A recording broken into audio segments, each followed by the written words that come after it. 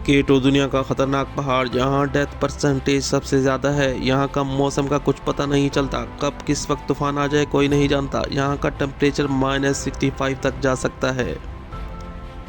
ऐसे में European couple जो केटू को सर करने पहुंचा तो इसका सामना ऐसे ही गजबनाक तूफान से हुआ। ये थे एंड्रीना और एंड्रीनो। वेलकम टू अंधेरों का सफ़र। आगे बढ़ने से पहले हमारे चैनल अंधेरों के सफ़र को सब्सक्राइब कर दें, बेल आइकॉन को प्रेस कर दें। 2008 में एक यूरोपियन कपल अपनी शादी की सालगिरह सेलिब्रेशन करने दुनिया के ऊंचे मकाम केटू का इंतखाब करता है। केटू दुनिया का ऊंचा और ख़तरनाक मकाम है। यहाँ का टेम्परेचर -65 तक जा सकता है और जान जाने के खतरात अलग से हैं। बहुत ही ज़्यादा मजबूत असाब का मालिक ही इस दियो हैकल पहाड़ पर जा सकता है। ऐसे में यूरोपियन कपल को तमाम तर सूरत हाल और ख़तरात से आगाह किया गया था। ये कपल बहुत ही ज़्यादा एक्साइटेड था कि वो अपनी शादी की सालगिरह सेलिब्रेशन करने दुनिया के ऊंचे मकाम केटू पर आया है। एंड्रियो और एंड्रीना पुरसुकून ज़िंदगी गुजार रहे थे। इनकी शादी को 15 साल हो चुके थे। एंड्रियो 40 साल और एंड्रीना 33 साल की थी।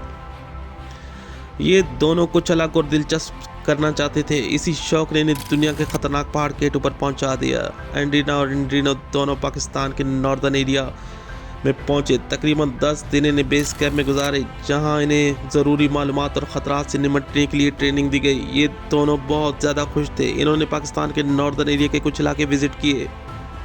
केटू में जाने के लिए तकरीबन 40 से 50 लोग और भी इस खतरनाक एडवेंचर का हिस्सा थे। एंडी और एंड्रीना बेखबर थे कि जो सामने आने वाला था वो बहुत दर्दनाक था। दोनों खूब लाइफ एंजॉय कर रहे थे। ज़िंदगी कब आपको सरप्राइज देती है ये बात कोई नहीं जानता। 1 अगस्त 2008 को केटू का सफ़र शुरू होता है। इस सफ़र में कुल 50 लोग थे, जिसमें एंड्रियो और एंड्रीनो दोनों शामिल थे और एक टीम जो पाकिस्तान की रेस्क्यू गाइडर थी वो भी इनके साथ शामिल थी। ये केटू का सफ़र तकरीबन 11 दिन का था। सफ़र का आगाज कुछ स्लो हुआ। 200 मीटर पर सफ़र रोक दिया गया, कुछ आराम किया गया। 400 मीटर पर कैंप लगा के 400 मीटर मुकम्मल सफ़र हुआ तो एंड्रीनो थक चुके थे और फिर कैंप लगाया। वहाँ इस कपल ने आराम किया। रात सफ़र रोक दिया जाता है। एक दिन हो चुका था। सुबह 8 बजे सारे लोग अपने कैंपों से बाहर निकल आए, नाश्ता कर रहे थे। कुछ लोग खुशगप्पियों और कुछ लोग मौसीकी में मसरूफ़ थे। एंड्रियो और एंड्रीना दोनों फोटोग्राफी कर रहे थे और फिर तैयारी शुरू हो चुकी थी अगले 800 मीटर ऊपर जाने के लिए। तकरीबन 1 घंटे बाद सफ़र दोबारा शुरू हुआ। इस बार सफ़र तेज़ी से किया गया। 800 मीटर पर सफ़र इख्तिताम हुआ। ये दूसरा दिन गुजर चुका था। तकरीबन 2000 मीटर सफ़र मुकम्मल हो चुका था। अब बेस कैंप से इत्तला मौसूल होती है कि जहां सफ़र है वहीं रोक दिया जाए, क्योंकि ऊपर वेदर बहुत ख़राब हो चुका है। एक अलर्ट भी जारी कर दी गई थी कि किसी भी तूफ़ान का सामना करना पड़ सकता है। रेस्क्यू गाइडर की तरफ से ज़रूरी सामान इस काफ़िले को दिया गया। एंड्रियो और एंड्रीनो दोनों अब तक मुकम्मल ठीक थे, लेकिन एंड्रियो कुछ घबरा रही थी क्योंकि इसने एंड्रियो से कई बार कहा कि मुझे कुछ ठीक नहीं लग रहा, ऐसा फील हो रहा है जैसे कुछ होने वाला है। याद रहे ये पूरा ग्रुप एक ही लाइन में सफ़र कर रहा था और एक दूसरे से रस्सी के साथ बंधा हुआ था, इसीलिए किसी को गिरने के लिए कोई ख़तरा नहीं था। एक पूरा दिन काफ़िले को इस जगह कैंप लगा के गुजारना पड़ा क्योंकि मौसम इंतहाई ख़राब था। बर्फ़बारी हो रही थी। 2000 मीटर पे ये काफ़िला मौजूद था। एक दिन बाद सूरज निकला। इस काफ़िले ने दोबारा सफ़र का आगाज़ शुरू किया। अब लोग ताज़ा दम थे क्योंकि एक पूरा दिन इन्हें आराम का मिल चुका था। 5वां दिन शुरू हो चुका था। काफ़िला अपनी मंजिल की तरफ रवां दवा था। कुछ लोगों की हालत ख़राब हो चुकी थी, जिसकी वजह से इन्हें सफ़र ख़त्म करना पड़ा।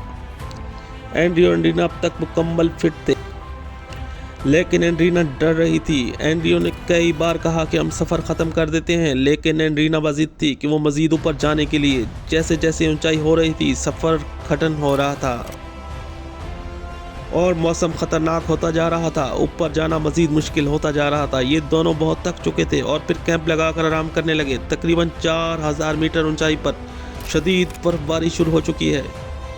हालत ये हो चुकी थी कि कुछ नज़र नहीं आ रहा था। अपने अपने कैंपों से निकलना नामुमकिन था और शदीद था। और अब ये काफ़िले का सामना एक तूफ़ान से हो रहा था। इधर एंड्रियो और एंड्रीना दोनों तूफ़ान देखकर ये फैसला कर चुके थे कि अब सफ़र का इख्तिताम कर देंगे और वापस रवाना हो जाएंगे, लेकिन अब तक बहुत देर हो चुकी थी। कुदरत को तो कुछ और ही मंजूर था। एक बहुत बड़ा बर्फ़ का पहाड़ स्लाइड करता हुआ इस काफले को रोंगता हुआ इसको अपनी लपेट में लेता हुआ नीचे की तरफ आ रहा था। पूरा काफला इसकी लपेट में आ चुका था। खैमे तबाह हो चुके थे।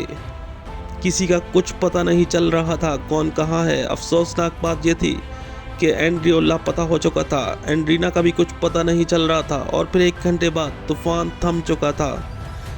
काफले में से कोई भी अपनी जगह मौजूद नहीं था।